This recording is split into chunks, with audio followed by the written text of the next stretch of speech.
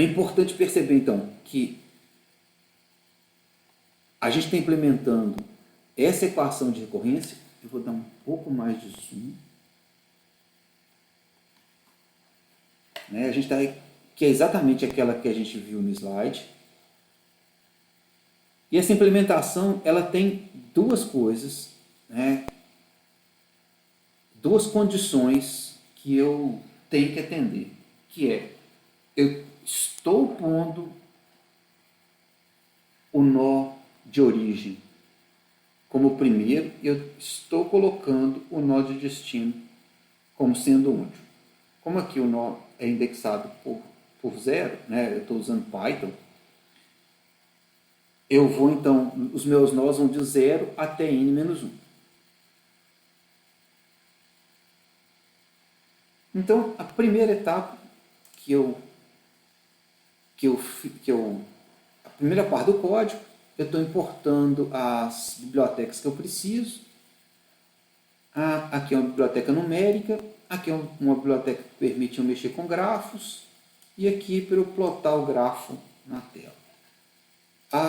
Essa parte do código é só para tirar algumas mensagens de aviso que o Python eventualmente vai gerar, pode gerar, né, no meu código. Aqui é uma função simples, onde eu passo a matriz de adjacência e ele cria, usando aquela biblioteca NetworkX, ele cria o meu grafo, né? Então ele cria uma estrutura de dados que é o grafo, e eu só estou usando isso para poder desenhar esse grafo aqui no notebook, que vocês vão ver para frente. Tá? Então aqui é o código para gerar a aresta, né? Então o que ele está fazendo é gerar a aresta com o peso, que é o valor que está na matriz de adjacência. Se for infinito, ele pula, né? Então ele não vai criar aresta, só vai criar aresta para valores da matriz de adjacência que forem diferentes de infinito. Tá? Então isso que ele está fazendo aqui, e aqui ele vai imprimir para mim o grafo, para eu não ter que desenhar ele manualmente. Então vamos ver o código. O código ele é relativamente simples, né? Ele é a implementação daquela equação de recorrência que a gente tinha visto. Então, na primeira linha, eu estou guardando em n qual que é o tamanho da minha matriz de adjacência, né? Lembra que ela é uma matriz quadrada, n por n, então eu estou pegando aqui qual que é esse tamanho de n, e estou criando, logo em seguida, a matriz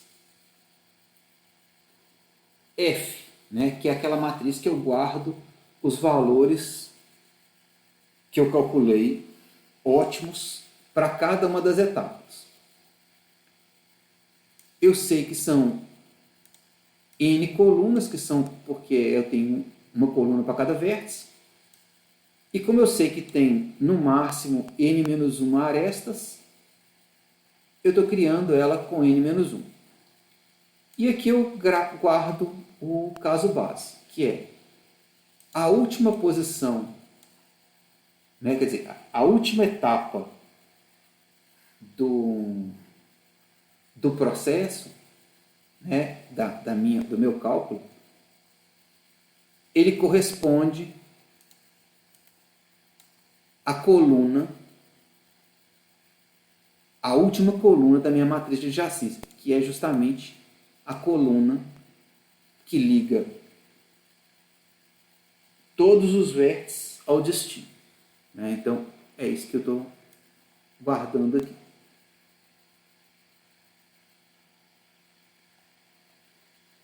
Então, como eu já fiz uma etapa, eu tenho que fazer agora o tanto máximo de etapas, menos 1, por isso que aqui era menos 2 e aqui é n-3. E aqui o que eu vou fazer é implementar aquela parte, essa parte que está aqui, que é, eu tenho que fazer um loop para comparar os máximos e para esse máximo eu vou localizar, né? Quer dizer, então isso aqui vai me voltar um monte, esse pedaço vai me voltar um monte de valores, e entre esse monte de valores eu vou achar o mínimo para cada vértice que eu tenho. Portanto, então aqui na verdade eu tenho dois loops, esse primeiro e esse segundo. Então vamos lá. Então, na verdade, se você olhar aqui, eu tenho três loops. Eu tenho um que é para cada etapa, outro para cada vértice e o outro dentro de cada vértice. Para olhar em cada vértice, eu tenho que comparar cada par daquele entre a matriz B e a matriz F. Então, o que eu estou fazendo aqui é exatamente isso. Eu tenho um loop que avalia as etapas. Nota que esse loop está fazendo de trás para frente, então ele começa da penúltima etapa, porque a última eu já fiz no caso base, e vai até zero. Né? Esse pedaço do range aqui, o que ele está falando é exatamente isso, porque o Python não avalia esse valor, então ele vai fazer até o inteiro imediatamente antes de -1, que é zero. Aqui é o loop do i, eu estou usando o mesmo índice que eu coloquei ali na equação de recorrência. Então aqui eu estou avaliando os vértices. E aqui o último loop, que é, eu estou achando todos os máximos entre a matriz de adjacência para aquele vértice i, comparando então aquele vértice i, né, o próximo vértice, né, o vértice que está ligado ao i, a todos os outros valores que eu já tinha para a próxima etapa, né, esse valor que está aqui em F já é o valor ótimo, então eu vou achar aqui todos os valores maximais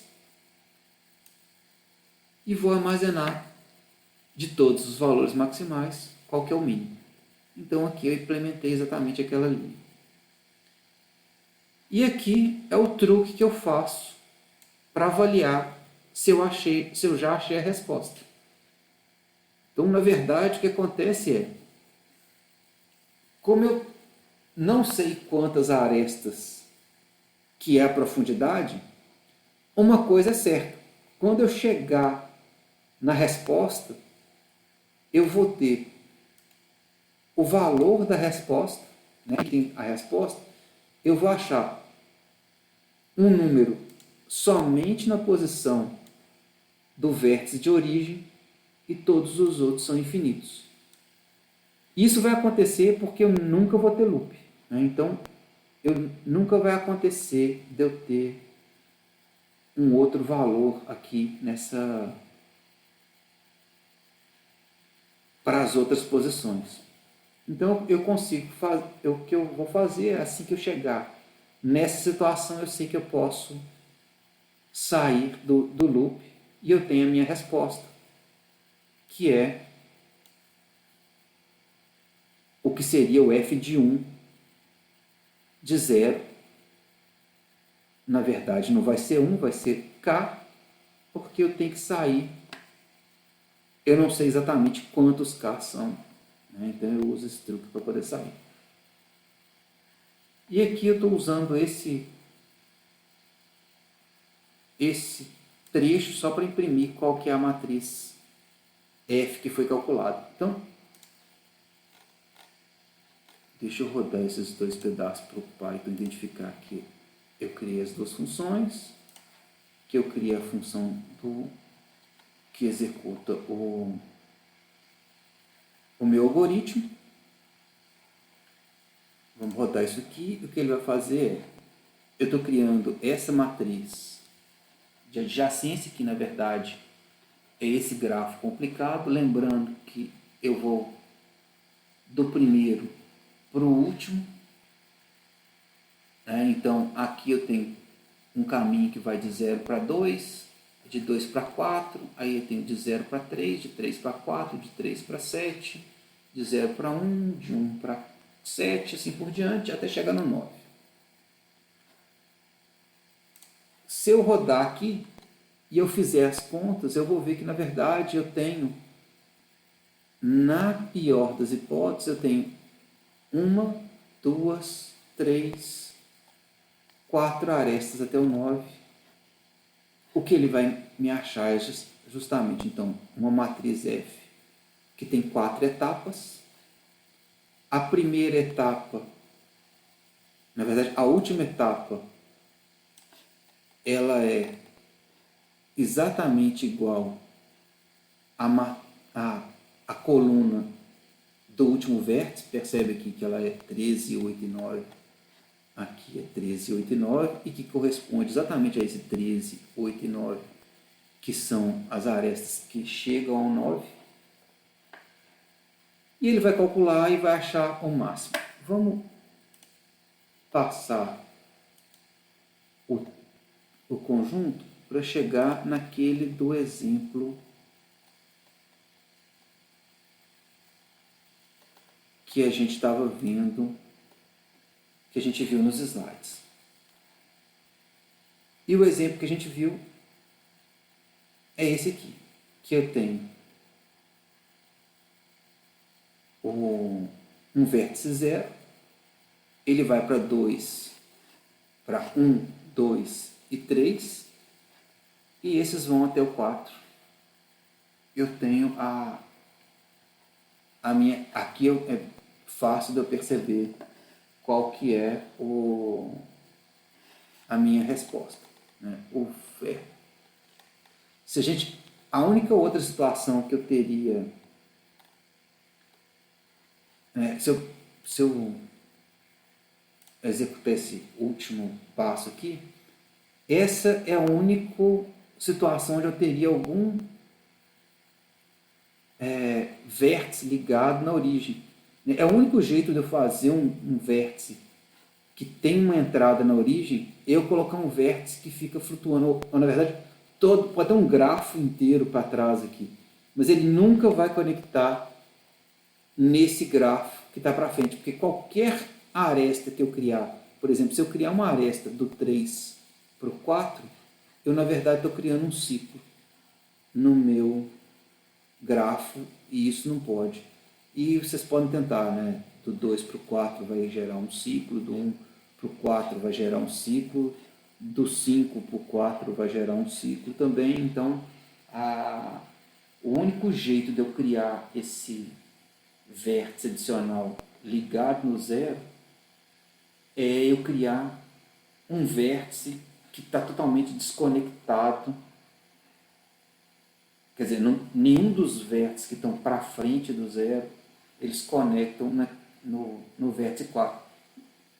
Isso significa que, se eu executar aqui, eu tenho a mesma situação, que é, para esse vértice, né, para essa conexão, eu vou continuar tendo duas etapas que correspondem a essas duas etapas dessas duas arestas que tem em todos esses vértices. E o que vai acontecer, por exemplo, é que como eu estou colocando que o último vértice é o destino, todos os outros vértices que eu acrescentar, por exemplo, o 4, eles vão aparecer aqui e a conexão deles é infinita, né? Então, não tem nenhuma diferença, né? Eles não fazem diferença para o grafo. Eu poderia simplesmente ter removido eles todos daqui, e é o caso, né? É exatamente esse caso aqui, né? Você vê que a resposta é exatamente a mesma. A única diferença é que aqui eu não tenho o vértice, né? O vértice 4 é o de destino, né? E não o vértice adicional, né? E aqui, na verdade, o vértice 5 é o de destino e o 4 é o vértice adicional. E é a mesma resposta. E é isso. Até um próximo vídeo.